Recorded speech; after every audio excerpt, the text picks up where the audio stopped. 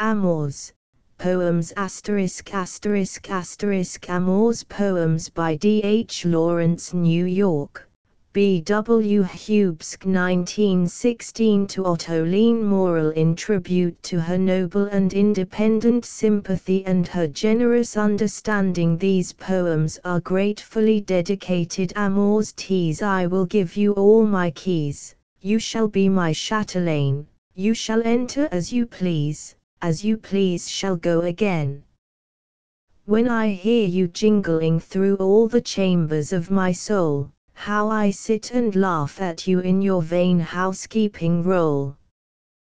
Jealous of the smallest cover, angry at the simplest door, well, you anxious, inquisitive lover, are you pleased with what's in store? You have fingered all my treasures, have you not? Most curiously, handled all my tools and measures and masculine machinery. Over every single beauty you have had your little rapture, you have slain, as was your duty, every sin mouse you could capture. Still you are not satisfied, still you tremble. Faint reproach, challenge me. I keep aside secrets that you may not broach. Maybe yes, and maybe no, maybe there are secret places, altars barbarous below, elsewhere halls of high disgraces. Maybe yes, and maybe no, you may have it as you please, since I choose to keep you so, suppliant on your curious knees. Contents the wild common study discord in childhood virgin youth monologue of a mother in a boat weeknight service irony dreams old and nascent a winter's tale epilogue a baby running barefoot discipline scent of irises the prophet last words to Miriam mystery patience ballad of another Ophelia restlessness a baby asleep after pain anxiety the punisher the end the bride the virgin mother at the window drunk sorrow dollar of autumn the inheritance silence listening brooding grief lotus hurt by the cold malade liaison troth with the dead dissolute submergence the enkindled spring reproach the hands of the betrothed excursion perfidy a spiritual woman mating a love song brother and sister after many days blue snapdragon a passing bell in trouble and shame elegy grey evening firelight and nightfall the mystic blue the wild common the quick sparks on the gorse bushes are leaping,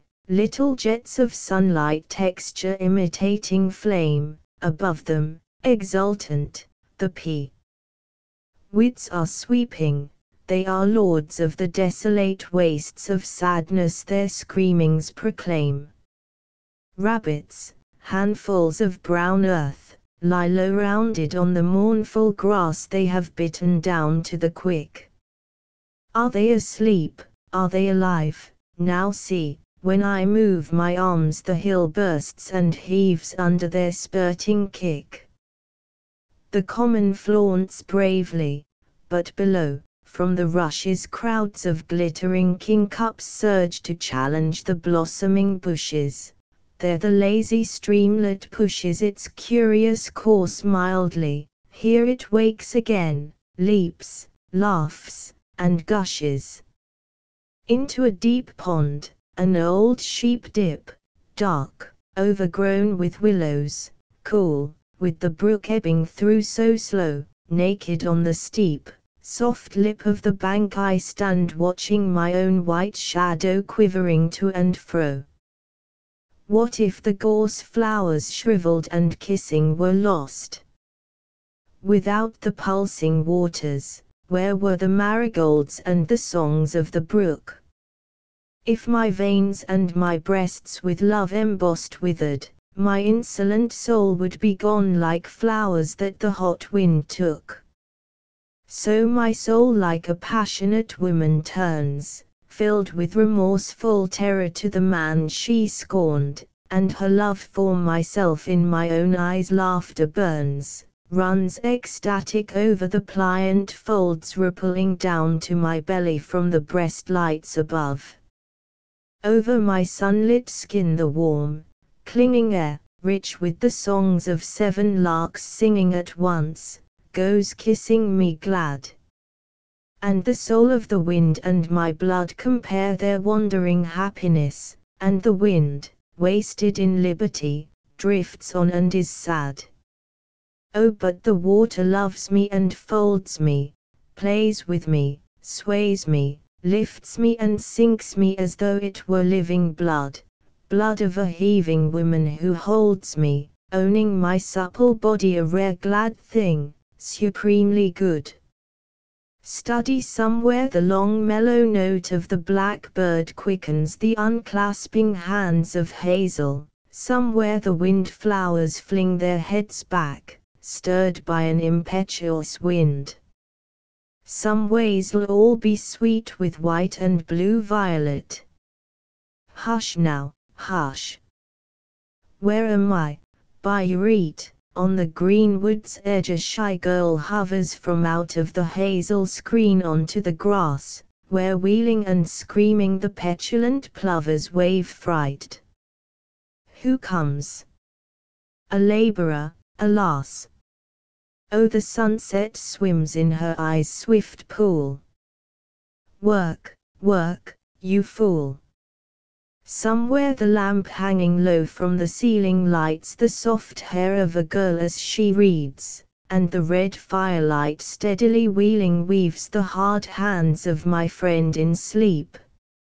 And the white dog snuffs the warmth, appealing for the man to heed lest the girl shall weep. Tears and dreams for them, for me bitter science, the exams are near. I wish I bore it more patiently. I wish you did not wait, my dear, for me to come, since work I must, though it's all the same when we are dead. I wish I was only a bust, all head. Discord in childhood outside the house an ash tree hung its terrible whips, and at night when the wind arose, the lash of the tree shrieked and slashed the wind, as a ship's weird rigging in a storm shrieks hideously. Within the house 2 voices arose in anger, a slender lash whistling delirious rage, and the dreadful sound of a thick lash booming and bruising, until it drowned the other voice in a silence of blood, neath the noise of the ash. Virgin youth now and again all my body springs alive, and the life that is polarized in my eyes, that quivers between my eyes and mouth, flies like a wild thing across my body, leaving my eyes half empty, and clamorous, filling my still breasts with a flush and a flame, gathering the soft ripples below my breasts into urgent, passionate waves, and my soft, slumbering belly quivering awake with one impulse of desire, gathers itself fiercely together, and my docile, fluent arms knotting themselves with wild strength to clasp what they have never clasped. Then I tremble, and go trembling under the wild, strange tyranny of my body, till it has spent itself, and the relentless nodality of my eyes reasserts itself, till the bursten flood of life ebbs back to my eyes, back from my beautiful, lonely body tired and unsatisfied. Monologue of a mother. This is the last of all, this is the last. I must hold my hands, and turn my face to the fire, I must watch my dead days fusing together in dross, shape after shape, and scene after scene from my past fusing to one dead mass in the sinking fire where the ash on the dying coals grows swiftly, like heavy moss. Strange he is, my son, whom I have awaited like a lover, strange to me like a captive in a foreign country, haunting the confines and gazing out on the land where the wind is free, white and gaunt, with wistful eyes that hover always on the distance, as if his soul were shunting the monotonous weird of departure away from me. Like a strange white bird blown out of the frozen seas, like a bird from the far north blown with a broken wing into our city garden, he drags and beats from place to place perpetually, seeking release from me, from the hand of my love which creeps up, needing his happiness, whilst he in displeasure retreats. I must look away from him, for my faded eyes like a cringing dog at his heels offend him now, like a toothless hound pursuing him with my will, till he chafes at my crouching persistence, and a sharp spark flies in my soul from under the sudden frown of his brow, as he blenches and turns away, and my heart stands still. This is the last, it will not be any more. All my life I have borne the burden of myself, all the long years of sitting in my husband's house, never have I said to myself as he closed the door, now I am caught, you are hopelessly lost, O self, you are frightened with joy, my heart, like a frightened mouse. 3 times have I offered myself, 3 times rejected. It will not be any more. No more, my son, my son. Never to know the glad freedom of obedience, since long ago the angel of childhood kissed me and went. I expected another would take me, and now, my son, oh my son, I must sit a while and wait, and never know the loss of myself, till death comes, who cannot fail. Death, in whose service is nothing of gladness, takes me, for the lips and the eyes of God are behind a veil. And the thought of the lipless voice of the Father shakes me with fear, and fills my eyes with the tears of desire, and my heart rebels with anguish as night draws nigher. In a boat see the stars, love, in the water much clearer and brighter than those above us, and whiter, like nephars. Star shadows shine, love, how many stars in your bowl? How many shadows in your soul, only mine, love, mine. When I move the oars, love, see how the stars are tossed, distorted, the brightest lost. So that bright one of yours, love. The poor waters spill the stars, waters broken, forsaken. The heavens are not shaken, you say, love, its stars stand still. There, did you see that spark fly up at us? Even stars are not safe in heaven. What of yours, then, love, yours? What then, love, if soon your light be tossed over a wave? Will you count the darkness a grave, and swoon, love, swoon? Weak night service the 5 old bells are hurrying and eagerly calling, imploring, protesting they know, but clamorously falling into gabbling incoherence, never resting, like splattering showers from a bursten skyrocket dropping in splashes of sound, endlessly, never stopping. The silver moon that somebody has spun so high to settle the question, yes or no, has caught in the net of the night's balloon, and sits with a smooth bland smile up there in the sky smiling at naught, unless the winking star that keeps her company makes little jests at the bell's insanity, as if he knew aught. The patient night sits indifferent, hugged in her rags, she neither knows nor cares why the old church sobs and brags, the light distresses her eyes, and tears her old blue cloak, as she crouches and covers her face, smiling, perhaps, if we knew it, at the bell's loud clattering disgrace. The wise old trees drop their leaves with a faint, sharp hiss of contempt, while a car at the end of the street goes by with a laugh, as by degrees the poor bells cease, and the night is exempt, and the stars can chaff the ironic moon at their ease, while the dim old church is peopled with shadows and sounds and ghosts that lurch in its cenotaph. Irony always, sweetheart, carry into your room the blossoming boughs of cherry, almond and apple and pear diffuse with light, that very soon strews itself on the floor, and keep the radiance of spring fresh quivering. Keep the sunny swift March days waiting in a little throng at your door, and admit the one who is plaiting her hair for womanhood, and play a while with her, then bid her depart. A come and go of March day loves through the flower vine, trailing screen, a fluttering in of doves. Then a launch abroad of shrinking doves over the waste where no hope is seen of open hands.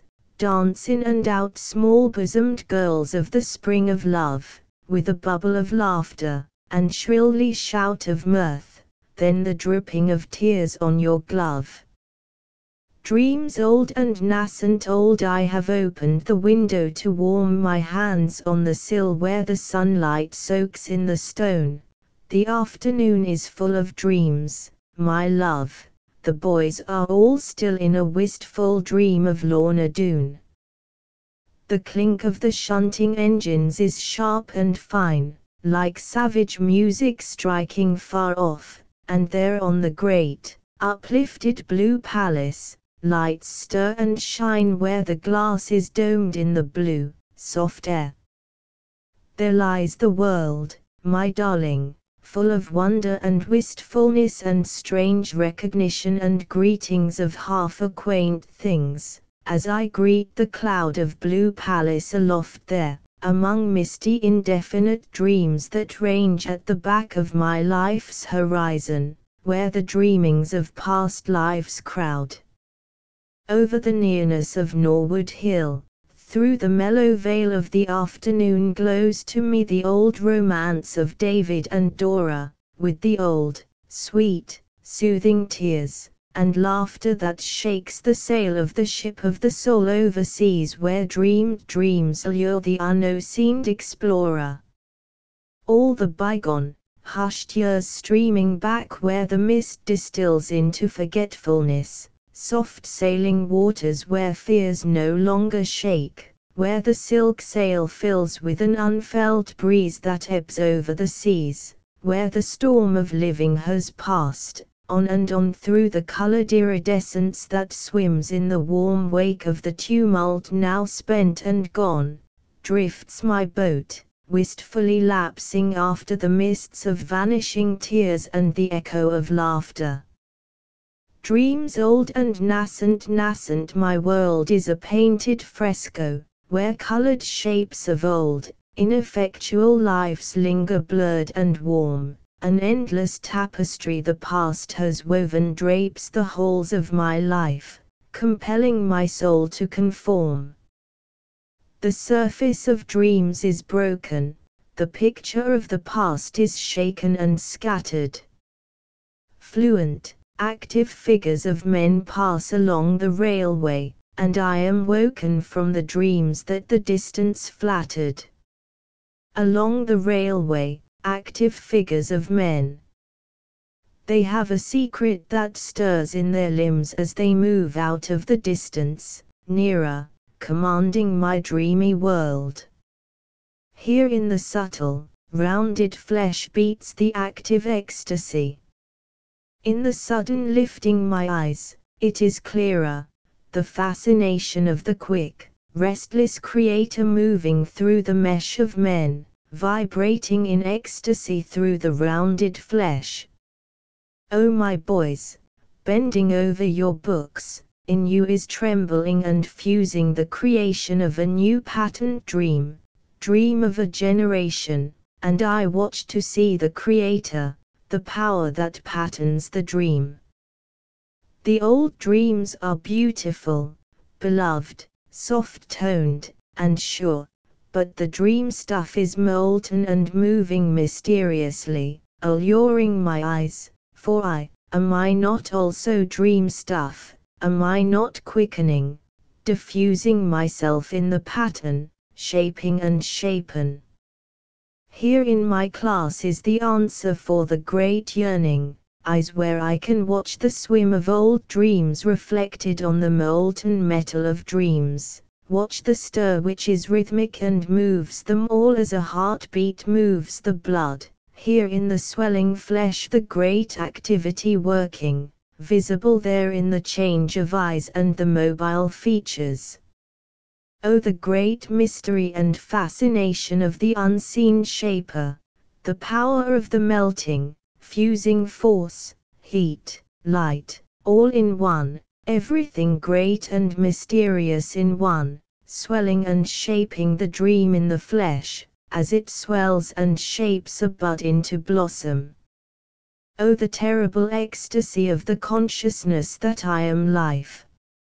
Oh, the miracle of the whole, the widespread, laboring concentration swelling mankind like one bud to bring forth the fruit of a dream. Oh, the terror of lifting the innermost eye out of the sweep of the impulse of life, and watching the great thing laboring through the whole round flesh of the world, and striving to catch a glimpse of the shape of the coming dream, as it quickens within the laboring, white-hot metal, catch the scent and the color of the coming dream, then to fall back, exhausted into the unconscious, molten life. A winter's tale yesterday the fields were only grey with scattered snow, and now the longest grass leaves hardly emerge, yet her deep footsteps mark the snow, and go on towards the pines at the hill's white verge. I cannot see her, since the mist's white scarf obscures the dark wood and the dull orange sky, but she's waiting, I know, impatient and cold, half sobs struggling into her frosty sigh. Why does she come so promptly, when she must know that she's only the nearer to the inevitable farewell? The hill is steep, on the snow my steps are slow. Why does she come, when she knows what I have to tell? Epilogue. Patience, little heart. One day a heavy, June-hot woman will enter and shut the door to stay. And when your stifling heart would summon cool, lonely night, her roused breasts will keep the night at bay, sitting in your room like two tiger lilies flaming on after sunset, destroying the cool, lonely night with the glow of their hot twilight, there in the morning, still, while the fierce strange scent comes yet stronger, hot and red, till you thirst for the daffodillies with an anguished, husky thirst that you cannot assuage, when the daffodillies are dead, and a woman of the dog days holds you in gauge. Patience, little heart. A baby running barefoot when the bare feet of the baby beat across the grass, the little white feet nod like white flowers in the wind, they poise and run like ripples lapping across the water, and the sight of their white play among the grass is like a little robin's song, winsome, or as two white butterflies settle in the cup of one flower for a moment, then away with a flutter of wings. I long for the baby to wander hither to me like a wind shadow wandering over the water, so that she can stand on my knee with her little bare feet in my hands, cool like syringa buds, firm and silken like pink young peony flowers. Discipline it is stormy, and raindrops cling like silver bees to the pane. The thin sycamores in the playground are swinging with flattened leaves. The heads of the boys move dimly through a yellow gloom that stains the class. Over them all the dark net of my discipline weaves. It is no good, dear, gentleness and forbearance, I endured too long. I have pushed my hands in the dark soil, under the flower of my soul and the gentle leaves, and have felt where the roots are strong fixed in the darkness, grappling for the deep soil's little control. And there is the dark, my darling, where the roots are entangled and fight each one for its hold on the oblivious darkness. I know that there in the night where we first have being, before we rise on the light, we are not brothers, my darling, we fight and we do not spare. And in the original dark the roots cannot keep, cannot know any communion whatever, but they bind themselves onto the dark, and drawing the darkness together, crush from it a twilight, a slow burning that breaks at last into leaves and a flower's bright spark. I came to the boys with love, my dear, but they turned on me. I came with gentleness, with my heart twixt my hands like a bowl, like a loving cup, like a grail, but they spilt it triumphantly and tried to break the vessel, and to violate my soul. But what have I to do with the boys, deep down in my soul, my love? I throw from out of the darkness myself like a flower into sight, like a flower from out of the night time. I lift my face, and those who will may warm their hands at me, comfort this night. But whosoever would pluck apart my flowering shall burn their hands, so flowers are tender folk, and roots can only hide, yet my flowerings of love are afire, and the scarlet brands of my love are roses to look at, but flames to chide. But comfort me, my love, now the fires are low, now I am broken to earth like a winter destroyed, and all myself but a knowledge of roots in the dark that throw a net on the undersoil, which lies passive beneath their thrall. But comfort me, for henceforth my love is yours alone, to you alone will I offer the bowl, to you will I give my essence only, but love me, and I will atone to you for my general loving, atone as long as I live. Scent of irises, a faint, sickening scent of irises persists all morning. Here in a jar on the table a fine proud spike of purple irises rising above the classroom litter, makes me unable to see the class's lifted and bended faces save in a broken pattern, amid purple and gold and sable. I can smell the gorgeous bog-end, in its breathless dazzle of May blobs, when the marigold glare overcast you with fire on your cheeks and your brow and your chin as you dipped your face in the marigold bunch, to touch and contrast you, your own dark mouth with the bridal faint lady smocks, dissolved on the golden sorcery you should not outlast. You amid the bog-end's yellow incantation, you sitting in the cowslips of the meadow above me, your shadow on the bog flame, flowery May blobs, me full length in the cowslips, muttering you love, you, your soul like a lady smock, lost, evanescent, you with your face all rich, like the sheen of a dove. You are always asking, do I remember the buttercup bog-end where the flowers rose up and kindled you over deep with a cast of gold? You ask again, do the healing days close up the open darkness which then drew us in, the dark which then drank up our brimming cup? You upon the dry, dead beech leaves, in the fire of night burned like a sacrifice, you invisible, only the fire of darkness, and the scent of you. And yes, thank God, it still is possible the healing days shall close the darkness up wherein we fainted like a smoke or dew. Like vapor, dew, or poison. Now, thank God, the fire of night is gone, and your face is ash indistinguishable on the grey, chill day. The night has burnt us out, at last the good dark fire burns on untroubled, without clash of you upon the dead leaves saying me yet.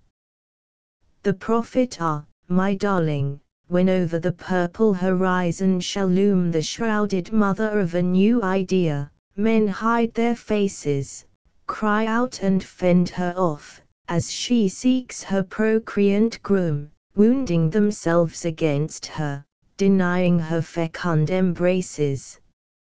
Last words to Miriam, yours is the shame and sorrow, but the disgrace is mine. Your love was dark and thorough, mine was the love of the sun, for a flower he creates with his shine.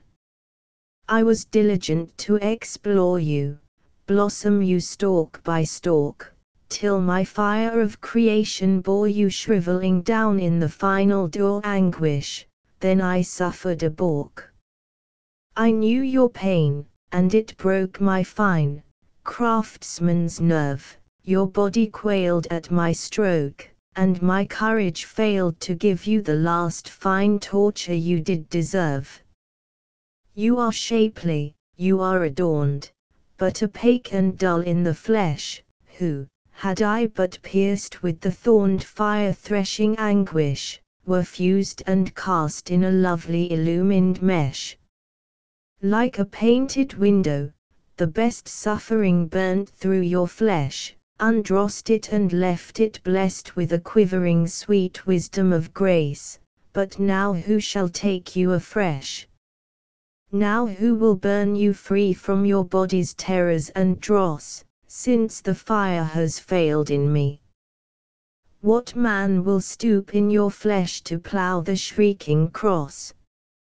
A mute, nearly beautiful thing is your face, that fills me with shame as I see it hardening, warping the perfect image of God, and darkening my eternal fame. Mystery, now I am all one bowl of kisses, such as the tall slim votices of Egypt filled for a god's excesses. I lift to you my bowl of kisses, and through the temple's blue recesses cry out to you in wild caresses.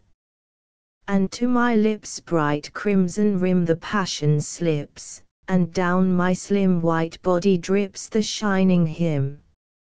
And still before the altar I exalt the bowl brimful, and cry to you to stoop and drink, Most High. O drink me up that I may be within your cup like a mystery, like wine that is still in ecstasy. Glimmering still in ecstasy, commingled wines of you and me in one fulfill the mystery. Patience, a wind comes from the north blowing little flocks of birds like spray across the town, and a train, roaring forth, rushes stampeding down with cries and flying curds of steam, out of the darkening north. Whither I turn and set like a needle steadfastly, waiting ever to get the news that she is free, but ever fixed, as yet, to the load of her agony. Ballad of another Ophelia. Oh, the green glimmer of apples in the orchard, lamps in a wash of rain. Oh, the wet walk of my brown hen through the stackyard, oh, tears on the window pane.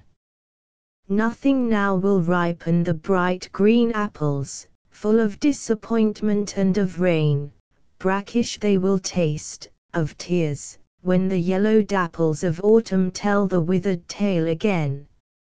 All round the yard it is cluck, my brown hen, cluck, and the rain-wet wings, cluck, my marigold bird, and again cluck for your yellow darlings. For the grey rat found the gold 13 huddled away in the dark, flutter for a moment, oh, the beast is quick and keen, extinct one yellow fluffy spark. Once I had a lover bright like running water, once his face was laughing like the sky, open like the sky, looking down in all its laughter on the buttercups, and the buttercups was I. What, then, is there hidden in the skirts of all the blossom? What is peeping from your wings, O mother hen? 'Tis the son who asks the question, in a lovely haste for wisdom. What a lovely haste for wisdom is in men! Yet, but it is cruel when undressed is all the blossom, and her shift is lying white upon the floor, that a grey one, like a shadow, like a rat, a thief, a rainstorm, creeps upon her then and gathers in his store. Oh, the grey garner that is full of half-grown apples, oh, the golden sparkles laid extinct. And oh, behind the cloud sheaves, like yellow autumn dapples, did you see the wicked sun that winked? Restlessness at the open door of the room, I stand and look at the night, hold my hand to catch the raindrops that slant into sight, arriving grey from the darkness above suddenly into the light of the room.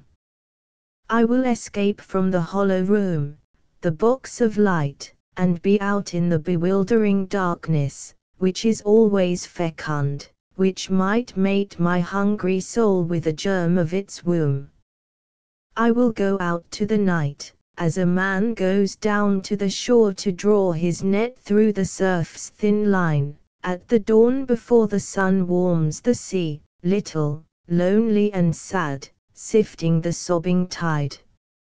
I will sift the surf that edges the night, with my net, the 4 strands of my eyes and my lips and my hands and my feet, sifting the store of flotsam until my soul is tired or satisfied.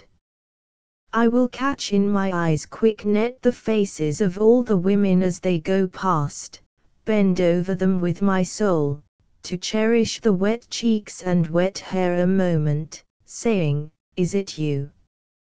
Looking earnestly under the dark umbrellas, held fast against the wind, and if, where the lamplight blew its rainy swill about us, she answered me with a laugh and a merry wildness that it was she who was seeking me, and had found me at last to free me now from the stunting bonds of my chastity, how glad I should be.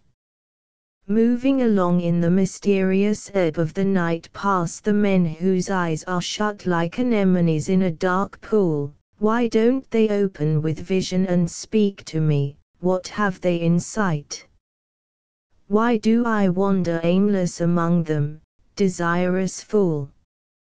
I can always linger over the huddled books on the stalls, always gladden my amorous fingers with the touch of their leaves, always kneel in courtship to the shelves in the doorways, where falls the shadow, always offer myself to one mistress, who always receives. But oh, it is not enough, it is all no good. There is something I want to feel in my running blood, something I want to touch. I must hold my face to the rain, I must hold my face to the wind, and let it explain me its life as it hurries in secret. I will trail my hands again through the drenched, cold leaves till my hands are full of the chillness and touch of leaves, till at length they induce me to sleep, and to forget. A baby asleep after pain as a drenched, drowned bee hangs numb and heavy from a bending flower, so clings to me my baby, her brown hair brushed with wet tears and laid against her cheek, her soft white legs hanging heavily over my arm, swinging heavily to my movement as I walk. My sleeping baby hangs upon my life, like a burden she hangs on me. She has always seemed so light, but now she is wet with tears and numb with pain. Even her floating hair sinks heavily, reaching downwards, as the wings of a drenched, drowned bee are a heaviness, and a weariness. Anxiety, the hoarfrost crumbles in the sun, the crisping steam of a train melts in the air, while two blackbirds sweep past the window again. Along the vacant road, a red bicycle approaches. I wait in a thaw of anxiety, for the boy to leap down at our gate. He has passed us by, but is it relief that starts in my breast? Or a deeper bruise of knowing that still she has no rest? The Punisher, I have fetched the tares up out of the little wells, scooped them up with small, iron words, dripping over the runnels. The harsh, cold wind of my words drove on, and still I watched the tears on the guilty cheek of the boys glitter and spill. Cringing pity, and love, white-handed, came hovering about the judgment which stood in my eyes, whirling aflame. The tears are dry, and the cheeks' young fruits are fresh with laughter, and clear the exonerated eyes, since pain beat through the flesh. The angel of judgment has departed again to the nearness. Desolate I am as a church whose lights are put out, and night enters in drearness. The fire rose up in the bush and blazed apace, the thorn leaves crackled and twisted and sweated in anguish, then God left the place. Like a flower that the frost has hugged and let go, my head is heavy, and my heart beats slowly, laboriously, my strength is shed. The end, if I could have put you in my heart, if but I could have wrapped you in myself, how glad I should have been. And now the chart of memory unrolls again to me the course of our journey here, before we had to part. And oh, that you had never, never been some of yourselves, my love, that some of your several faces I had never seen. And still they come before me, and they go, and I cry aloud in the moments that intervene. And oh, my love, as I rock for you tonight, and have not any longer any hope to heal the suffering, or make requite for all your life of asking and despair, I own that some of me is dead tonight. The bride, my love, looks like a girl tonight, but she is old. The plaits that lie along her pillow are not gold, but threaded with filigree, and uncanny cold. She looks like a young maiden, since her brow is smooth and fair, her cheeks are very smooth, her eyes are closed, she sleeps a rare still winsome sleep, so still, and so composed. Nay, but she sleeps like a bride, and dreams her dreams of perfect things. She lies at last, the darling, in the shape of her dream, and her dead mouth sings by its shape, like the thrushes in clear evenings. The Virgin Mother, my little love, my darling, you were a doorway to me, you let me out of the confines into this strange country, where people are crowded like thistles, yet are shapely and comely to see. My little love, my dearest, twice have you issued me, once from your womb, sweet mother, once from myself, to be free of all hearts, my darling, of each heart's home life free. And so, my love, my mother, I shall always be true to you, twice I am born, my dearest, to life, and to death, in you, and this is the life hereafter wherein I am true. I kiss you goodbye, my darling, our ways are different now, you are a seed in the night time, I am a man, to plough the difficult glebe of the future for God to endow. I kiss you goodbye, my dearest, it is finished between us here. Oh, if I were calm as you are, sweet and still on your bier. God, if I had not to leave you alone, my dear. Let the last word be uttered, O grant the farewell is said. Spare me the strength to leave you now you are dead. I must go, but my soul lies helpless beside your bed. At the window the pine trees bend to listen to the autumn wind as it mutters something which sets the black poplars ashake with hysterical laughter, while slowly the house of day is closing its eastern shutters. Further down the valley the clustered tombstones recede, winding about their dimness the mist's grey cerements, after the street lamps in the darkness have suddenly started to bleed. The leaves fly over the window and utter a word as they pass to the face that leans from the darkness, intent, with two dark-filled eyes that watch forever earnestly from behind the window glass. Drunk too far away, O love, I know, to save me from this haunted road, whose lofty roses break and blow on a night sky bent with a load of lights, each solitary rose, each arc lamp golden does expose ghost beyond ghost of a blossom, shows night blenched with 1,000 snows. Of hawthorn and of lilac trees, white lilac, shows discolored night dripping with all the golden lees laburnum gives back to light and shows the red of hawthorn set on high to the purple heaven of night, like flags in blenched blood newly wet, blood shed in the noiseless fight. Of life for love and love for life, of hunger for a little food, of kissing, lost for want of a wife long ago wooed. Too far away you are, my love, to steady my brain in this phantom show that passes the nightly road above and returns again below.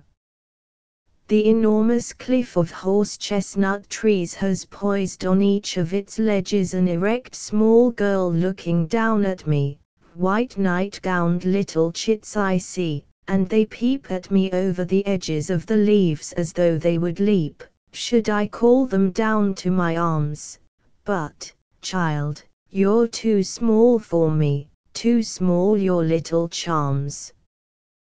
White little sheaves of night-gowned maids, some other will thresh you out. And I see leaning from the shades a lilac like a lady there, who braids her white mantilla about her face, and forward leans to catch the sight of a man's face, gracefully sighing through the white flowery mantilla of lace.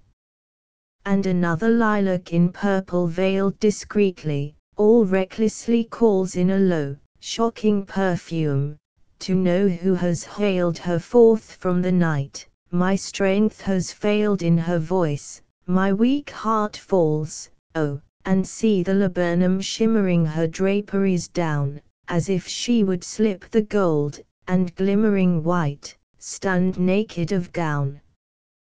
The pageant of flowery trees above the street pale passionate goes, and back again down the pavement, love in a lesser pageant flows. Two and two are the folk that walk, they pass in a half embrace of linked bodies, and they talk with dark face leaning to face. Come then, my love, come as you will along this haunted road, be whom you will, my darling, I shall keep with you the troth I troth. Sorrow, why does the thin grey strand floating up from the forgotten cigarette between my fingers, why does it trouble me?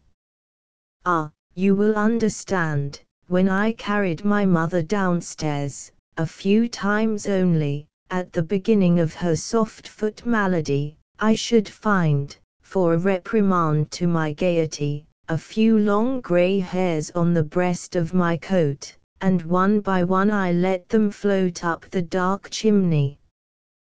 Dollar of autumn, the acrid scents of autumn, reminiscent of slinking beasts, make me fear everything, tear trembling stars of autumn and the snore of the night in my ear. For suddenly, flush fallen, all my life, in a rush of shedding away, has left me naked, exposed on the bush. On the bush of the globe, like a newly naked berry, shrink disclosed, but I also am prowling as well in the sense that slink abroad, I in this naked berry of flesh that stands dismayed on the bush, and I in the stealthy, brindled odors prowling about the lush and acrid night of autumn, my soul, along with the rout, rank and treacherous, prowling, disseminated out. For the night, with a great breath intaken, has taken my spirit outside me, till I reel with disseminated consciousness, like a man who has died. At the same time I stand exposed here on the bush of the globe, a newly naked berry of flesh for the stars to probe. The inheritance since you did depart out of my reach, my darling, into the hidden, I see each shadow start with recognition, and I am wonder-ridden. I am dazed with the farewell, but I scarcely feel your loss. You left me a gift of tongues, so the shadows tell me things, and silences toss me their drift. You sent me a cloven fire out of death, and it burns in the draught of the breathing hosts, kindles the darkening pyre for the sorrowful, till strange brands waft like candid ghosts. Form after form, in the streets waves like a ghost along, kindled to me, the star above the housetop greets me every eve with a long song fierily. All day long, the town glimmers with subtle ghosts going up and down in a common, prison-like dress, but their daunted-looking flickers to me, and I answer, yes. So I am not lonely nor sad although bereaved of you, my little love. I move among a kinsfolk clad with words, but the dream shows through as they move. Silence since I lost you I am silence haunted, sounds wave their little wings a moment, then in weariness settle on the flood that soundless swings.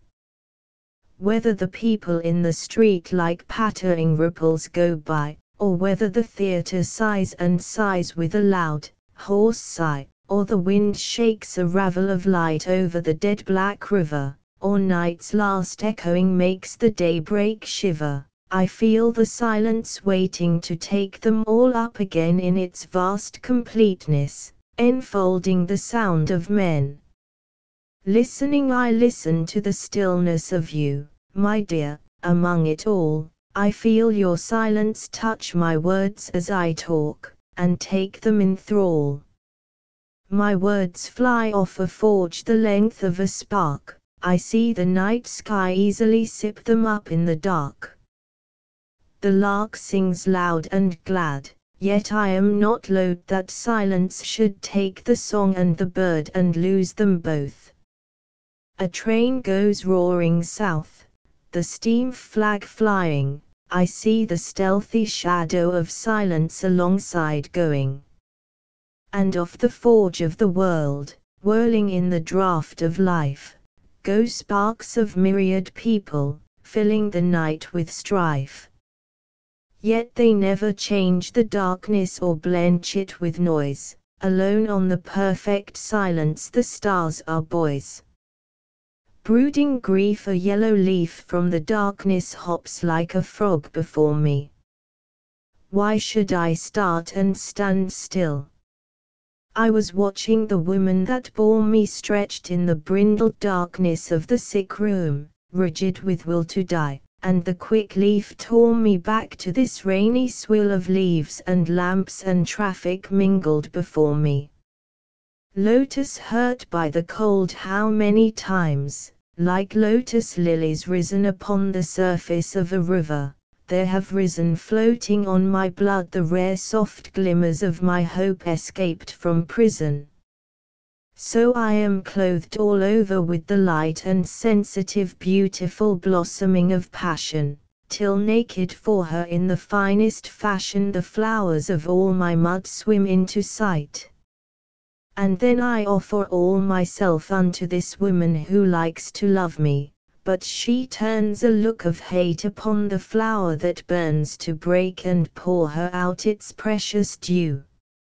And slowly all the blossom shuts in pain, and all the lotus buds of love sink over to die unopened, when my moon-faced lover, kind on the weight of suffering, smiles again. Malade the sick grapes on the chair by the bed lie prone, at the window the tassel of the blind swings gently, tapping the pane, as a little wind comes in. The room is the hollow rind of a fruit, a gourd scooped out and dry, where a spider, folded in its legs as in a bed, lies on the dust, watching where is nothing to see but twilight and walls. And if the day outside were mine, what is the day but a grey cave, with great grey spider cloths hanging low from the roof, and the wet dust falling softly from them over the wet dark rocks, the houses, and over the spiders with white faces, that scuttle on the floor of the cave. I am choking with creeping, grey confinedness. But somewhere birds, beside a lake of light, spread wings larger than the largest fans, and rise in a stream upwards and upwards on the sunlight that reigns invisible, so that the birds are like one wafted feather, small and ecstatic suspended over a vast spread country. Liaison a big bud of moon hangs out of the twilight. Star spiders spinning their thread hang high suspended, without any respite watching us overhead. Come then under the trees, where the leaf cloths curtain us in so dark that here we're safe from even the ermine moth's flitting remark. Here in this swarthy, secret tent, where black boughs flap the ground, you shall draw the thorn from my discontent, surgeon me sound. This rare, rich night. For in here under the yew tree tent the darkness is loveliest, where I could see you like frankincense into scent. Here not even the stars can spy us, not even the white moths write with their little pale signs on the wall, to try us and set us affright. Kiss but then the dust from off my lips, but draw the turgid pain from my breast to your bosom, eclipse my soul again. Waste me not, I beg you, waste not the inner night, taste, oh taste and let me taste the core of delight. Troth with the dead the moon is broken in twain, and half a moon before me lies on the still, pale floor of the sky, the other half of the broken coin of troth is buried away in the dark, where the still dead lie. They buried her half in the grave when they laid her away, I had pushed it gently in among the thick of her hair where it gathered towards the plait, on that very last day, and like a moon in secret it is shining there. My half shines in the sky, for a general sign of the troth with the dead I pledged myself to keep, turning its broken edge to the dark, it shines indeed like the sign of a lover who turns to the dark of sleep. Against my heart the inviolate sleep breaks still in darkened waves whose breaking echoes o'er the wandering world of my wakeful day, till I'm lost in the midst of the places I knew so well before. Dissolute many years have I still to burn, detained like a candle flame on this body, but I enshrine a darkness within me, a presence which sleeps contained in my flame of living, her soul enfolded in mine. And through these years, while I burn on the fuel of life, What matter the stuff I lick up in my living flame, seeing I keep in the fire core, inviolate, a night where she dreams my dreams for me, ever the same. Submergence when along the pavement, palpitating flames of life, people flick around me, I forget my bereavement, the gap in the great constellation, the place where a star used to be. Nay, though the pole star is blown out like a candle, and all the heavens are wandering in disarray, yet when pleiads of people are deployed around me, and I see the street's long outstretched Milky Way, when people flicker down the pavement, I forget my bereavement. The enkindled spring this spring as it comes bursts up in bonfires green, wild puffing of emerald trees, and flame-filled bushes, thorn blossom lifting in wreaths of smoke between where the wood fumes up and the watery, flickering rushes. I am amazed at this spring, this conflagration of green fires lit on the soil of the earth, this blaze of growing, and sparks that puff in wild gyration, faces of people streaming across my gaze. And I, what fountain of fire am I among this leaping combustion of spring? My spirit is tossed about like a shadow buffeted in the throng of flames, a shadow that's gone astray, and is lost. Reproach had I but known yesterday, Helen, you could discharge the ache out of the cloud, had I known yesterday you could take the turgid electric ache away, drink it up with your proud white body, as lovely white lightning is drunk from an agonized sky by the earth, I might have hated you, Helen. But since my limbs gushed full of fire, since from out of my blood and bone poured a heavy flame to you, earth of my atmosphere, stone of my steel, lovely white flint of desire, you have no name. Earth of my swaying atmosphere, substance of my inconstant breath, I cannot but cleave to you. Since you have drunken up the drear painful electric storm, and death is washed from the blue of my eyes, I see you beautiful. You are strong and passive and beautiful, I come like winds that uncertain hover, but you are the earth I hover over. The hands of the betrothed her tawny eyes are onyx of thoughtlessness, hardened they are like gems in ancient modesty. Yea, and her mouth's prudent and crude caress means even less than her many words to me. Though her kiss betrays me also this only consolation, that in her lips her blood at climax clips too wild, dumb pours in anguish on the lonely fruit of my heart, ere down, rebuked, it slips.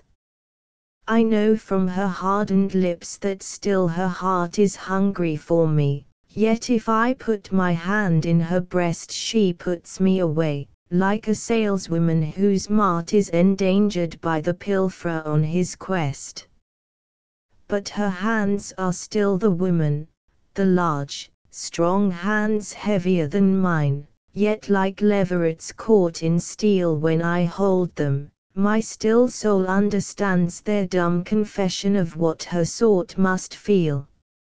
For never her hands come nigh me but they lift like heavy birds from the morning stubble, to settle upon me like sleeping birds, like birds that shift uneasily in their sleep, disturbing my mettle. How caressingly she lays her hand on my knee, how strangely she tries to disown it, as it sinks in my flesh and bone and forages into me, how it stirs like a subtle stoat, whatever she thinks.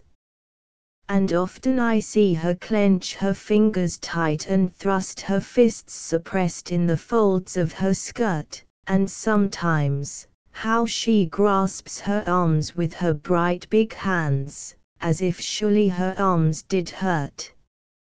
And I have seen her stand all unaware, pressing her spread hands over her breasts, as she would crush their mounds on her heart, to kill in there the pain that is her simple ache for me. Her strong hands take my part, the part of a man to her, she crushes them into her bosom deep where I should lie, and with her own strong span closes her arms, that should fold me in sleep. Ah, and she puts her hands upon the wall, presses them there, and kisses her bright hands, then lets her black hair loose, the darkness fall about her from her maiden folded bands, and sits in her own dark night of her bitter hair dreaming, God knows of what, for to me she's the same betrothed young lady who loves me, and takes care of her womanly virtue and of my good name. Excursion, I wonder, can the night go by, can this shot arrow of travel fly shaft golden with light, sheer into the sky of a dawned tomorrow, without ever sleep delivering us from each other, or loosing the dolorous unfruitful sorrow? What is it then that you can see that at the window endlessly you watch the red sparks swirl and flee and the night look through? Your presence peering lonelily there oppresses me so, I can hardly bear to share the train with you. You hurt my heartbeat's privacy, I wish I could put you away from me, I suffocate in this intimacy, for all that I love you. How I have longed for this night in the train, yet now every fibre of me cries in pain to God to remove you. But surely my soul's best dream is still that one night pouring down shall swill us away in an utter sleep, until we are one, smooth-rounded. Yet closely bitten into me is this armour of stiff reluctancy that keeps me impounded. So, dear love, when another night pours on us, lift your fingers white and strip me naked, touch me light, light, light all over. For I ache most earnestly for your touch, yet I cannot move, however much I would be your lover. Night after night with a blemish of day unblown and unblossomed has withered away, come another night. Come a new night, say will you pluck me apart? Will you open the amorous, aching bud of my body, and loose the burning flood that would leap to you from my heart? Perfidy hollow rang the house when I knocked on the door, and I lingered on the threshold with my hand upraised to knock and knock once more, listening for the sound of her feet across the floor. Hollow re-echoed my heart. The low-hung lamps stretched down the road with shadows drifting underneath, with a music of soft, melodious feet quickening my hope as I hastened to meet the low-hung light of her eyes. The golden lamps down the street went out, the last car trailed the night behind, and I in the darkness wandered about with a flutter of hope and of dark shut doubt in the dying lamp of my love. Two brown ponies trotting slowly stopped at a dim-lit trough to drink, the dark van drummed down the distance slowly, while the city stars so dim and holy drew nearer to search through the streets. A hastening car swept shameful past. I saw her hid in the shadow, I saw her step to the curb, and fast run to the silent door, where last I had stood with my hand uplifted. She clung to the door in her haste to enter, entered, and quickly cast it shut behind her, leaving the street aghast. A spiritual woman, close your eyes, my love, let me make you blind. They have taught you to see only a mean arithmetic on the face of things, a cunning algebra in the faces of men, and godlike geometry completing his circles, and working cleverly. I'll kiss you over the eyes till I kiss you blind, if I can, if anyone could. Then perhaps in the dark you'll have got what you want to find. You've discovered so many bits, with your clever eyes, and I'm a kaleidoscope that you shake, and yet it won't come to your mind. Now stop carping at me. But God, how I hate you. Do you fear I shall swindle you?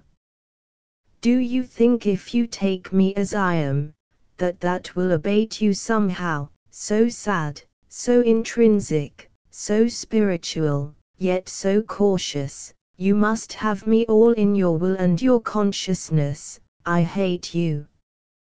Mating round clouds roll in the arms of the wind, the round earth rolls in a clasp of blue sky, and see, where the budding hazels are thinned, the wild anemones lie in undulating shivers beneath the wind. Over the blue of the waters ply white ducks, a living flotilla of cloud, and, look you, floating just thereby, the blue-gleamed drake stems proud like Abraham, whose seed should multiply. In the lustrous gleam of the water, there scramble 7 toads across the silk, obscure leaves, 7 toads that meet in the dusk to share the darkness that interweaves the sky and earth and water and live things everywhere. Look now, through the woods where the beech green spurts like a storm of emerald snow, look, see a great bay stallion dances, skirts the bushes sumptuously, going outward now in the spring to his brief deserts. Ah love, with your rich, warm face aglow, what sudden expectation opens you so wide as you watch the catkins blow their dust from the birch on the blue lift of the pulsing wind? Ah, tell me you know. Ah, surely. Ah, sure from the golden sun a quickening, masculine gleam floats into all us creatures, people and flowers undone, lying open under his thrall, as he begets the year in us. What, then, would you shun? Why, I should think that from the earth there fly fine thrills to the neighbor stars, fine yellow beams thrown lustily off from our full-blown, high-bursting globe of dreams, to quicken the spheres that are virgin still in the sky. Do you not hear each morsel thrill with joy at traveling to plant itself within the expectant one, therein to instill new rapture, new shape to win, from the thick of life wake up another will? Surely, and if that I would spill the vivid, the fiery surplus of life, from off my brimming measure, to fill you, and flush you rife with increase, do you call it evil, and always evil? A love song reject me not if I should say to you I do forget the sounding of your voice, I do forget your eyes that searching through the mists perceive our marriage, and rejoice. Yet, when the apple blossom opens wide under the pallid moonlight's fingering, I see your blanched face at my breast, and hide my eyes from diligent work, malingering. Ah, then, upon my bedroom I do draw the blind to hide the garden, where the moon enjoys the open blossoms as they straw their beauty for his taking, boon for boon. And I do lift my aching arms to you, and I do lift my anguished, avid breast, and I do weep for very pain of you, and fling myself at the doors of sleep, for rest. And I do toss through the troubled night for you, dreaming your yielded mouth is given to mine, feeling your strong breast carry me on into the peace where sleep is stronger even than wine. Brother and sister, the shorn moon trembling indistinct on her path, frail as a scar upon the pale blue sky, draws towards the downward slope, some sorrow hath worn her down to the quick, so she faintly fares along her foot-searched way without knowing why she creeps persistent down the sky's long stairs. Some say they see, though I have never seen, the dead moon heaped within the new moon's arms, for surely the fragile, fine young thing had been too heavily burdened to mount the heavens so. But my heart stands still, as a new, strong dread alarms me. Might a young girl be heaped with such shadow of woe? Since death from the mother moon has pared us down to the quick, and cast us forth like shorn, thin moons, to travel an uncharted way among the myriad thick-strewn stars of silent people, and luminous litter of lives which sorrows like mischievous dark mice shavel to naught, diminishing each star's glitter, since death has delivered us utterly, naked and white, since the month of childhood is over, and we stand alone, since the beloved, faded moon that set us alight is delivered from us and pays no heed though we moan in sorrow, since we stand in bewilderment, strange and fearful to sally forth down the sky's long range. We may not cry to her still to sustain us here, we may not hold her shadow back from the dark. Oh, let us here forget, let us take the sheer unknown that lies before us, bearing the ark of the covenant onwards where she cannot go. Let us rise and leave her now, she will never know.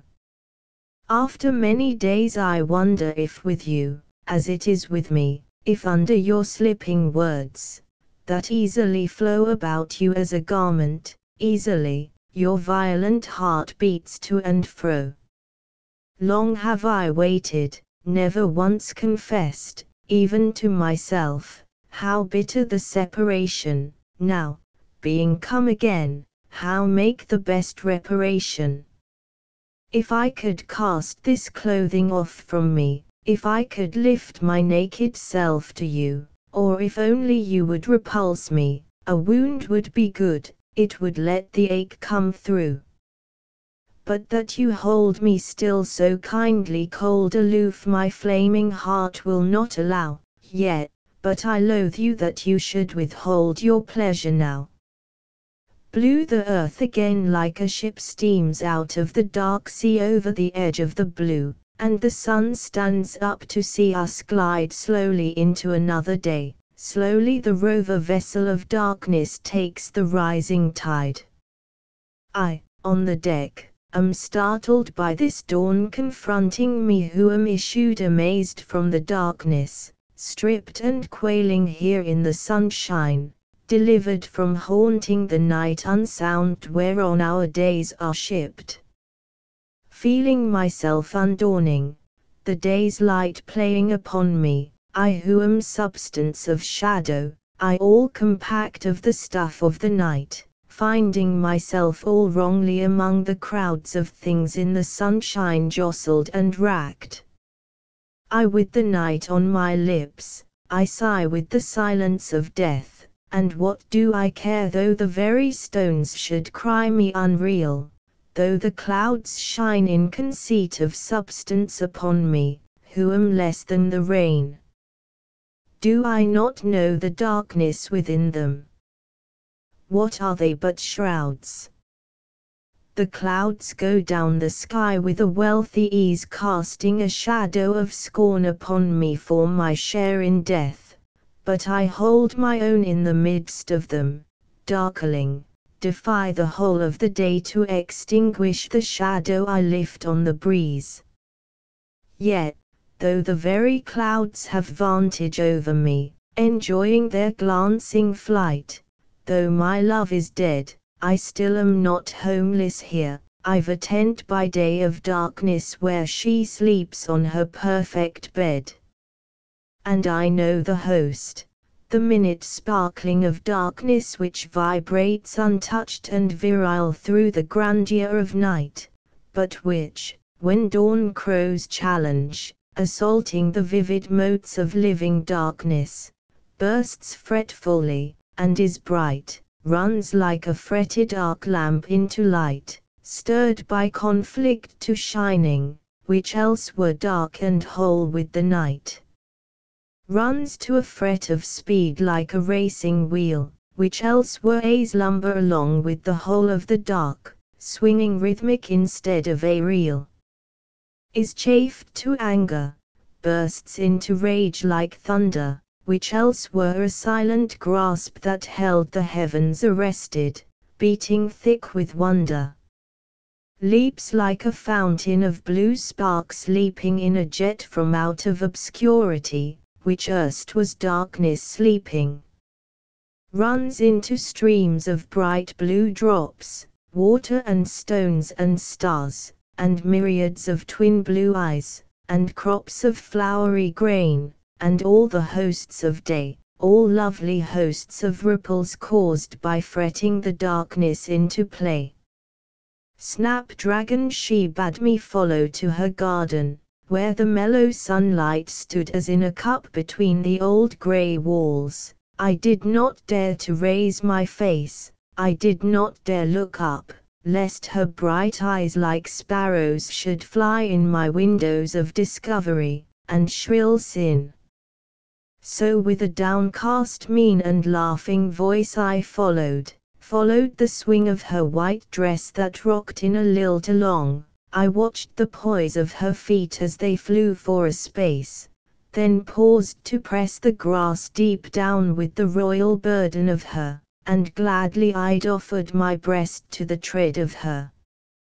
I like to see, she said, and she crouched her down, she sunk into my sight like a settling bird, and her bosom couched in the confines of her gown like heavy birds at rest there, softly stirred by her measured breaths. I like to see, said she. The snapdragon put out his tongue at me. She laughed, she reached her hand out to the flower, closing its crimson throat.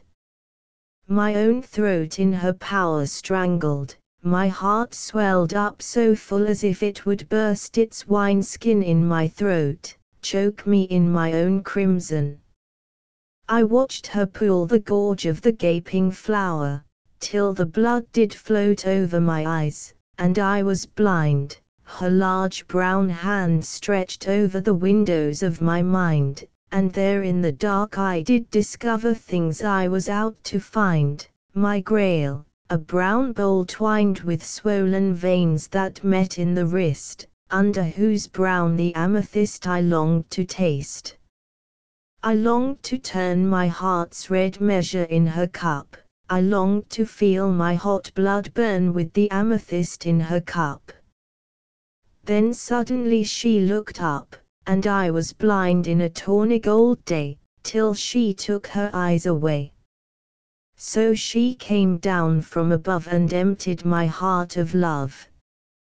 So I held my heart aloft to the cuckoo that hung like a dove, and she settled soft. It seemed that I and the morning world were pressed cup-shape to take this reaver bird who was weary to have furled her wings in us, as we were weary to receive her. This bird, this rich, sumptuous central grain, this mutable witch, this one refrain, this laugh in the fight, this clot of night, this core of delight. She spoke, and I closed my eyes to shut hallucinations out. I echoed with surprise, hearing my mere lips shout the answer they did devise. Again I saw a brown bird hover over the flowers at my feet, I felt a brown bird hover over my heart, and sweet its shadow lay on my heart. I thought I saw on the clover a brown bee pulling apart the closed flesh of the clover and burrowing in its heart. She moved her hand, and again I felt the brown bird cover my heart, and then the bird came down on my heart, as on a nest the rover cuckoo comes, and shoves over the brim each careful part of love, takes possession, and settles her down, with her wings and her feathers to drown the nest in a heat of love. She turned her flushed face to me for the glint of a moment. See, she laughed, if you also can make them yawn. I put my hand to the dint in the flower's throat, and the flower gaped wide with woe. She watched, she went of a sudden intensely still, she watched my hand, to see what I would fulfill. I pressed the wretched, throttled flower between my fingers, till its head lay back, its fangs poised at her.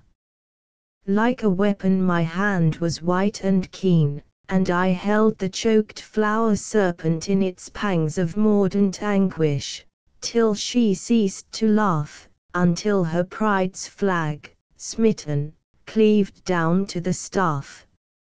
She hid her face, she murmured between her lips the low word "don't." I let the flower fall, but held my hand afloat towards the slips of blossom she fingered, and my fingers all put forth to her. She did not move, nor I, for my hand like a snake watched hers, that could not fly. Then I laughed in the dark of my heart, I did exult like a sudden chuckling of music. I bade her eyes meet mine, I opened her helpless eyes to consult their fear, their shame, their joy that underlies defeat in such a battle. In the dark of her eyes my heart was fierce to make her laughter rise, till her dark deeps shook with convulsive thrills, and the dark of her spirit wavered like water thrilled with light, and my heart leaped up in longing to plunge its stark fervor within the pool of her twilight, within her spacious soul, to grope in delight. And I do not care, though the large hands of revenge shall get my throat at last, shall get it soon, if the joy that they are searching to avenge have risen red on my night as a harvest moon, which even death can only put out for me, and death, I know, is better than not to be. A passing bell mournfully to and fro the trees are waving. What did you say, my dear? The rain-bruised leaves are suddenly shaken, as a child asleep still shakes in the clutch of a sob. Yes, my love, I hear. One lonely bell, one only, the storm-tossed afternoon is braving, why not let it ring? The roses lean down when they hear it, the tender, mild flowers of the bleeding heart fall to the throb, it is such a little thing. A wet bird walks on the lawn, call to the boy to come and look, yes, it is over now. Call to him out of the silence, call him to see the starling shaking its head as it walks in the grass, who knows how? He cannot see it, I can never show it him, how it shook, don't disturb him, darling. Its head as it walked, I can never call him to me, never, he is not, whatever shall come to pass. No, look at the wet starling. In trouble and shame I look at the swelling sunset and wish I could go also through the red doors beyond the black-purple bar. I wish that I could go through the red doors where I could put off my shame like shoes in the porch, my pain like garments, and leave my flesh discarded lying like luggage of some departed traveler gone one knows not where. Then I would turn round, and seeing my cast-off body lying like lumber, I would laugh with joy. Elegy, since I lost you, my darling, the sky has come near, and I am of it, the small sharp stars are quite near, the white moon going among them like a white bird among snowberries, and the sound of her gently rustling in heaven like a bird I hear. And I am willing to come to you now, my dear, as a pigeon lets itself off from a cathedral dome to be lost in the haze of the sky. I would like to come, and be lost out of sight with you, and be gone like foam. For I am tired, my dear, and if I could lift my feet, my tenacious feet from off the dome of the earth to fall like a breath within the breathing wind where you are lost, what rest, my love, what rest. Grey evening when you went, how was it you carried with you my missal book of fine, flamboyant hours? My book of turrets and of red thorn bowers, and skies of gold, and ladies in bright tissue.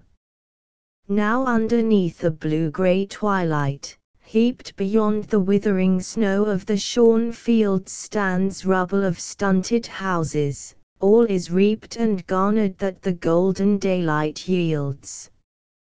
Dim lamps like yellow poppies glimmer among the shadowy stubble of the underdusk, as farther off the scythe of night is swung, and little stars come rolling from their husk. And all the earth is gone into a dust of greyness mingled with a fume of gold, covered with aged lichens, pale with must, and all the sky has withered and gone cold. And so I sit and scan the book of grey, feeling the shadows like a blind man reading, all fearful lest I find the last words bleeding with wounds of sunset and the dying day. Firelight and nightfall, the darkness steals the forms of all the queens, but oh, the palms of his two black hands are red, inflamed with binding up the sheaves of dead hours that were once all glory and all queens. And I remember all the sunny hours of queens in hyacinth and skies of gold, and morning singing where the woods are scrolled and diapered above the shonting flowers. Here lamps are white like snowdrops in the grass, the town is like a churchyard, all so still and grey now night is here, nor will another torn red sunset come to pass. The mystic blue out of the darkness, fretted sometimes in its sleeping, jets of sparks in fountains of blue come leaping to sight, revealing a secret, numberless secrets keeping.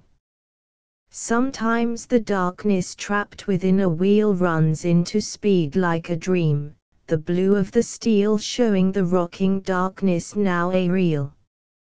And out of the invisible, streams of bright blue drops rain from the showery heavens, and bright blue crops surge from the underdark to their ladder tops. And all the manifold blue and joyous eyes, the rainbow arching over in the skies, new sparks of wonder opening in surprise.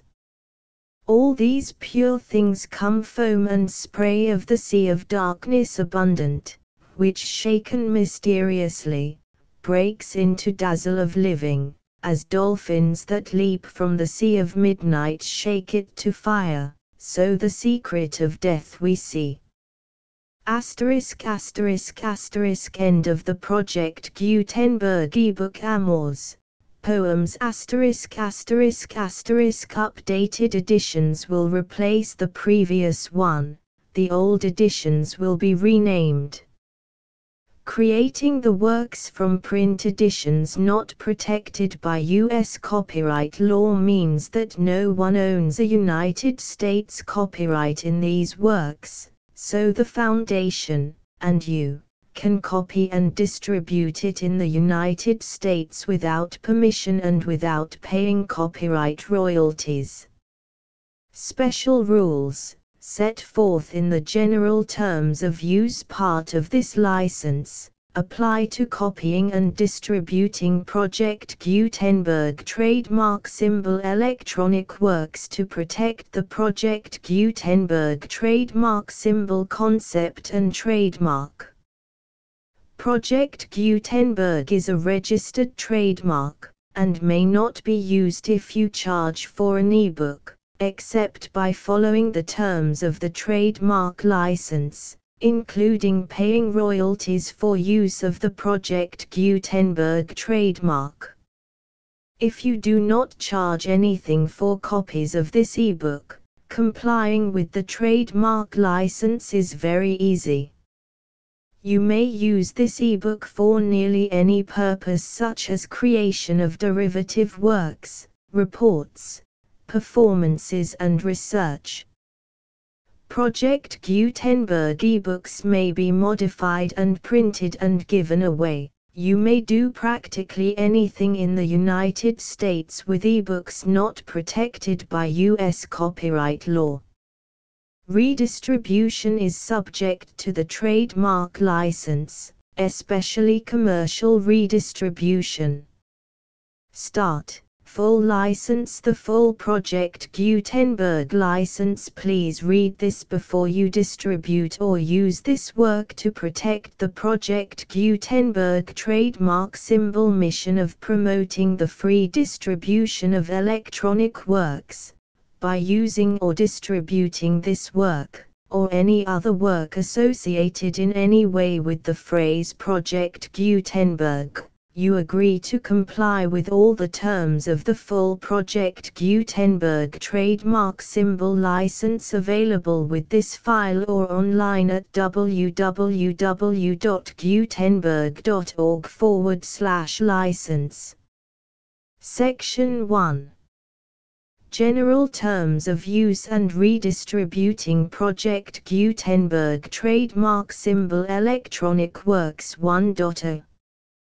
By reading or using any part of this Project Gutenberg trademark symbol electronic work, you indicate that you have read, understand, agree to and accept all the terms of this license and intellectual property, trademark/copyright, agreement. If you do not agree to abide by all the terms of this agreement, you must cease using and return or destroy all copies of Project Gutenberg trademark symbol electronic works in your possession. If you paid a fee for obtaining a copy of or access to a Project Gutenberg trademark symbol electronic work and you do not agree to be bound by the terms of this agreement, you may obtain a refund from the person or entity to whom you paid the fee as set forth in paragraph 1.e.8. 1.b. Project Gutenberg is a registered trademark. It may only be used on or associated in any way with an electronic work by people who agree to be bound by the terms of this agreement. There are a few things that you can do with most Project Gutenberg trademark symbol electronic works even without complying with the full terms of this agreement. See paragraph 1.c below. There are a lot of things you can do with Project Gutenberg trademark symbol electronic works if you follow the terms of this agreement and help preserve free future access to Project Gutenberg trademark symbol electronic works. See paragraph 1.e below. 1.c. The Project Gutenberg Literary Archive Foundation, the Foundation or PGLAF, owns a compilation copyright in the collection of Project Gutenberg trademark symbol electronic works. Nearly all the individual works in the collection are in the public domain in the United States. If an individual work is unprotected by copyright law in the United States and you are located in the United States, we do not claim a right to prevent you from copying, distributing, performing, displaying or creating derivative works based on the work as long as all references to Project Gutenberg are removed. Of course, We hope that you will support the Project Gutenberg trademark symbol mission of promoting free access to electronic works by freely sharing Project Gutenberg trademark symbol works in compliance with the terms of this agreement for keeping the Project Gutenberg trademark symbol name associated with the work. You can easily comply with the terms of this agreement by keeping this work in the same format with its attached full Project Gutenberg trademark symbol license when you share it without charge with others. 1.d. The copyright laws of the place where you are located also govern what you can do with this work. Copyright laws in most countries are in a constant state of change. If you are outside the United States, check the laws of your country in addition to the terms of this agreement before downloading, copying, displaying, performing, distributing or creating derivative works based on this work or any other Project Gutenberg trademark symbol work. The Foundation makes no representations concerning the copyright status of any work in any country other than the United States. 1.e. Unless you have removed all references to Project Gutenberg, 1.e.1. The following sentence, with active links to, or other immediate access to, the full Project Gutenberg trademark symbol license must appear prominently whenever any copy of a Project Gutenberg trademark symbol work, any work on which the phrase Project Gutenberg appears, or with which the phrase Project Gutenberg is associated, is accessed, displayed, performed, viewed, copied or distributed. This ebook is for the use of anyone anywhere in the United States and most other parts of the world at no cost and with almost no restrictions whatsoever. You may copy it, give it away or reuse it under the terms of the Project Gutenberg license included with this ebook or online at www.gutenberg.org.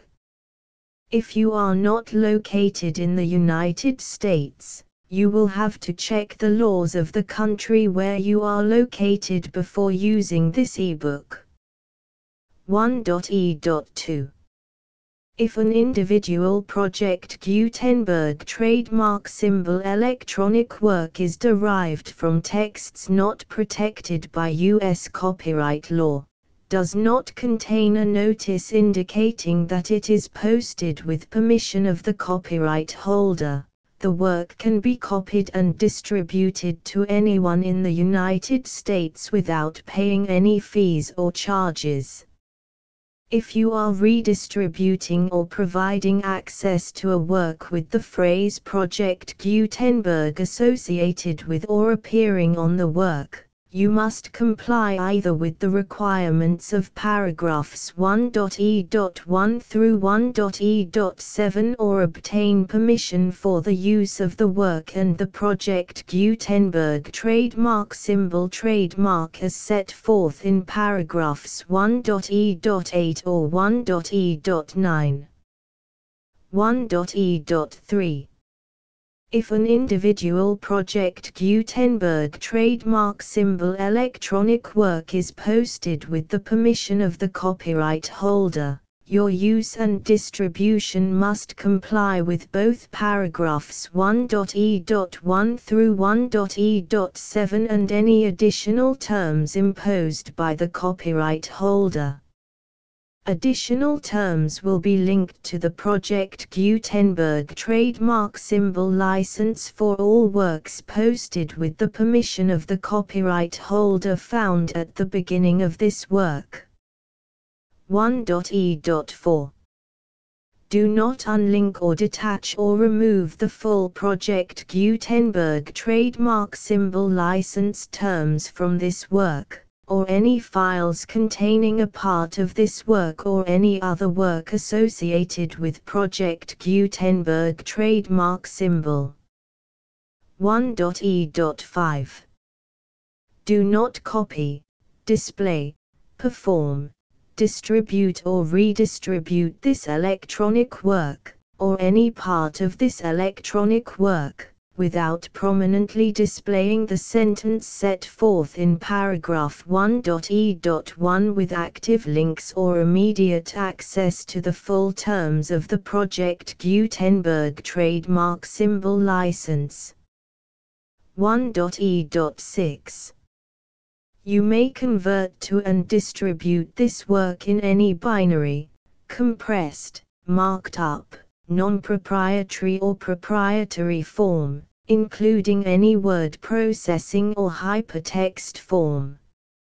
However, if you provide access to or distribute copies of a Project Gutenberg trademark symbol work in a format other than plain vanilla ASCII or other format used in the official version posted on the official Project Gutenberg trademark symbol website, www.gutenberg.org, you must, at no additional cost, fee or expense to the user, provide a copy, a means of exporting a copy, or a means of obtaining a copy upon request, of the work in its original plain vanilla ASCII or other form. Any alternate format must include the full Project Gutenberg trademark symbol license as specified in paragraph 1.e.1. 1.e.7 Do not charge a fee for access to, viewing, displaying, performing, copying or distributing any Project Gutenberg trademark symbol works unless you comply with paragraph 1.e.8 or 1.e.9. 1.e.8 You may charge a reasonable fee for copies of or providing access to or distributing Project Gutenberg trademark symbol electronic works provided that you pay a royalty fee of 20% of the gross profits you derive from the use of Project Gutenberg trademark symbol works calculated using the method you already use to calculate your applicable taxes. The fee is owed to the owner of the Project Gutenberg trademark symbol trademark, but he has agreed to donate royalties under this paragraph to the Project Gutenberg Literary Archive Foundation. Royalty payments must be paid within 60 days following each date on which you prepare, or are legally required to prepare, your periodic tax returns. Royalty payments should be clearly marked as such and sent to the Project Gutenberg Literary Archive Foundation at the address specified in Section 4, Information about donations to the Project Gutenberg Literary Archive Foundation. You provide a full refund of any money paid by a user who notifies you in writing, or by email, within 30 days of receipt that he does not agree to the terms of the full Project Gutenberg trademark symbol license. You must require such a user to return or destroy all copies of the works possessed in a physical medium and discontinue all use of and all access to other copies of Project Gutenberg trademark symbol works. You provide, in accordance with paragraph 1.f.3, a full refund of any money paid for a work or a replacement copy, if a defect in the electronic work is discovered and reported to you within 90 days of receipt of the work. You comply with all other terms of this agreement for free distribution of Project Gutenberg trademark symbol works. 1.e.9 If you wish to charge a fee or distribute a Project Gutenberg trademark symbol electronic work or group of works on different terms than are set forth in this agreement, you must obtain permission in writing from the Project Gutenberg Literary Archive Foundation, the manager of the Project Gutenberg trademark symbol trademark. Contact the Foundation as set forth in Section 3 below. 1.f1.f.1 Project Gutenberg volunteers and employees expend considerable effort to identify, do copyright research on, transcribe and proofread works not protected by U.S. copyright law in creating the Project Gutenberg trademark symbol collection. Despite these efforts, Project Gutenberg trademark symbol electronic works, and the medium on which they may be stored, may contain defects such as, but not limited to, incomplete, inaccurate or corrupt data, transcription errors, a copyright or other intellectual property infringement, a defective or damaged disk or other medium, a computer virus, or computer codes that damage or cannot be read by your equipment.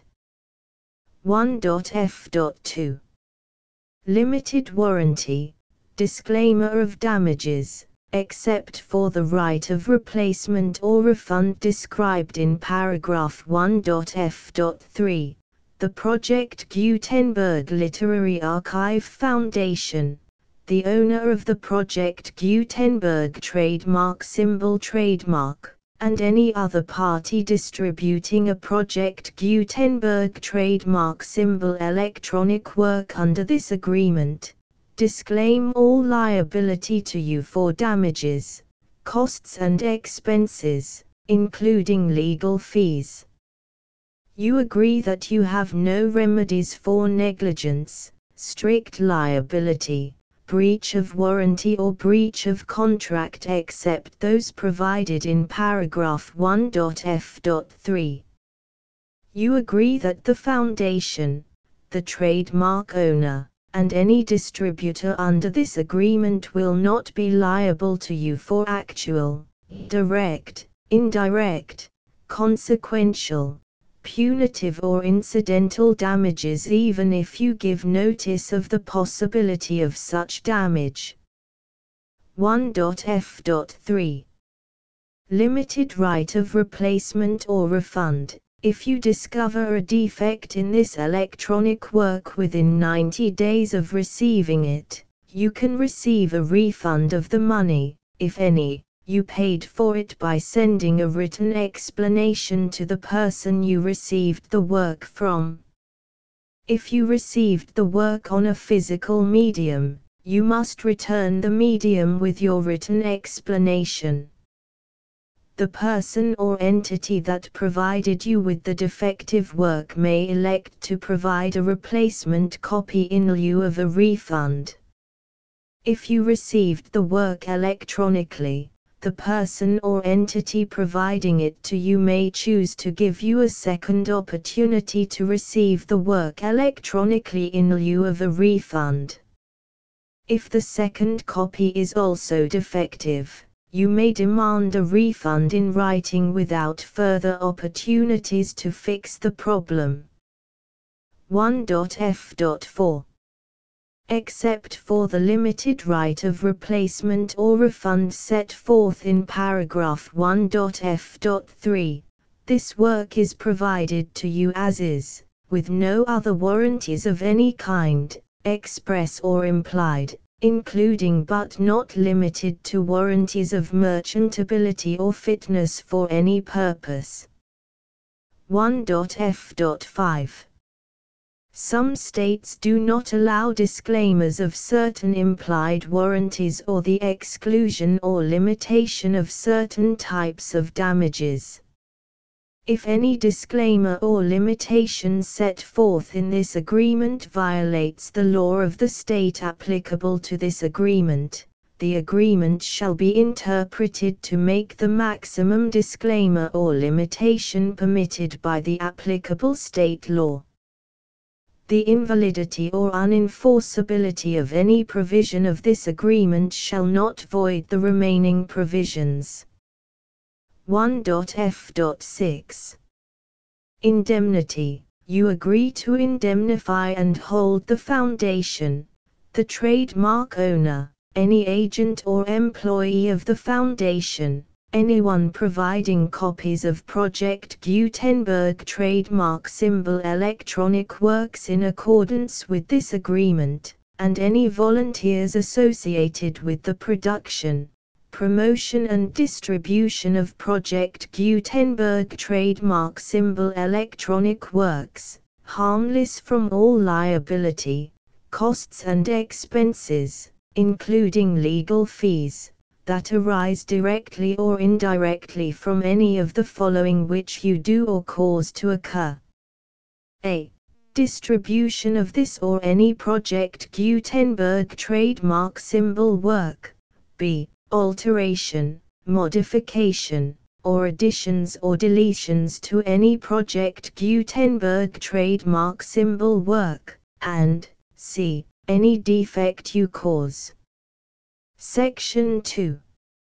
Information about the mission of Project Gutenberg trademark symbol. Project Gutenberg trademark symbol is synonymous with the free distribution of electronic works in formats readable by the widest variety of computers, including obsolete, old, middle-aged and new computers. It exists because of the efforts of hundreds of volunteers and donations from people in all walks of life. Volunteers and financial support to provide volunteers with the assistance they need are critical to reaching Project Gutenberg trademark symbol's goals and ensuring that the Project Gutenberg trademark symbol collection will remain freely available for generations to come. In 2001, the Project Gutenberg Literary Archive Foundation was created to provide a secure and permanent future for Project Gutenberg trademark symbol and future generations. To learn more about the Project Gutenberg Literary Archive Foundation and how your efforts and donations can help, see sections 3 and 4 and the Foundation information page at www.gutenberg.org. Section 3. Information about the Project Gutenberg Literary Archive Foundation. The Project Gutenberg Literary Archive Foundation is a non-profit 501(c)(3) educational corporation organized under the laws of the state of Mississippi and granted tax-exempt status by the Internal Revenue Service.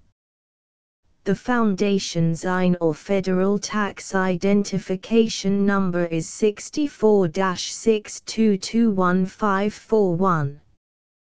Contributions to the Project Gutenberg Literary Archive Foundation are tax-deductible to the full extent permitted by U.S. federal laws and your state's laws. The Foundation's business office is located at 809 North 1500 West, Salt Lake City, UT 84116, 801-596-1887. Email contact links and up-to-date contact information can be found at the Foundation's website and official page at www.gutenberg.org/contact section 4. Information about donations to the Project Gutenberg Literary Archive Foundation. Project Gutenberg trademark symbol depends upon and cannot survive without widespread public support and donations to carry out its mission of increasing the number of public domain and licensed works that can be freely distributed in machine-readable form accessible by the widest array of equipment, including outdated equipment. Many small donations, $1 to $5,000, are particularly important to maintaining tax-exempt status with the IRS. The Foundation is committed to complying with the laws regulating charities and charitable donations in all 50 states of the United States. Compliance requirements are not uniform and it takes a considerable effort, much paperwork and many fees to meet and keep up with these requirements. We do not solicit donations in locations where we have not received written confirmation of compliance. To send donations or determine the status of compliance for any particular state, visit www.gutenberg.org/donate. While we cannot and do not solicit contributions from states where we have not met the solicitation requirements, we know of no prohibition against accepting unsolicited donations from donors in such states who approach us with offers to donate. International donations are gratefully accepted, but we cannot make any statements concerning tax treatment of donations received from outside the United States. U.S. laws alone swamp our small staff.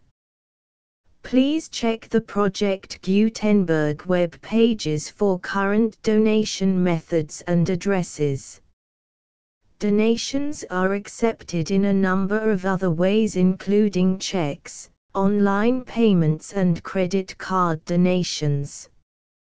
To donate, please visit www.gutenberg.org/donate. Section 5.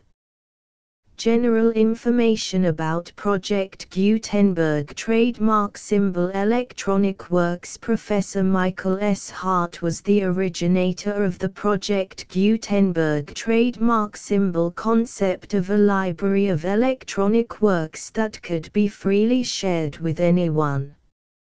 For 40 years, he produced and distributed Project Gutenberg trademark symbol ebooks with only a loose network of volunteer support. Project Gutenberg trademark symbol ebooks are often created from several printed editions, all of which are confirmed as not protected by copyright in the US unless a copyright notice is included. Thus, we do not necessarily keep ebooks in compliance with any particular paper edition. Most people start at our website, which has the main PG search facility, www.gutenberg.org.